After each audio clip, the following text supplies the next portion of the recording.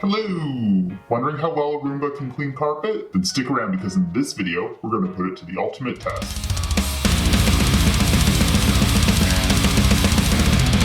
So as you can see behind me, this is my basement. It's pretty clean. The carpet doesn't really have any particular spills on it or anything. This is just about maybe 2 months worth of regular use without actually vacuuming it. I've always had in my mind that the Roomba doesn't do as effective as a job on carpet as it does on hardwood, which I use upstairs, but I've never actually really put it to any sort of test. So what I'm going to do today is I'm going to vacuum the basement with my Roomba i7, and then I'm going to weigh the dustbin after to see how much dust it actually picked up. So without further ado, let's put it to the test.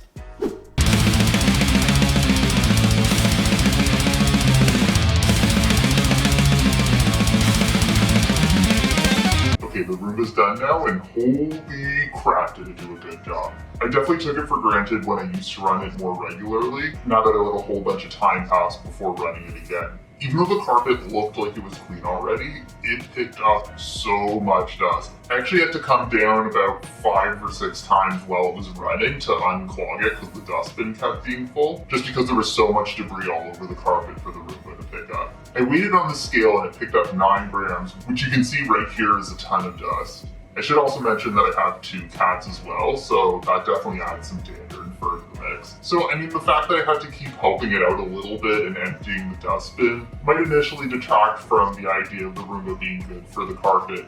But again, this was after over 2 months of build-up, so there was a lot of catching up to do. But you can just see from the amount of dust that it picked up that clearly it's able to pick up all that stuff from the carpet. So it's not just running around doing nothing. So after doing that little test, I can definitely say that the Roomba is a great option for cleaning carpet.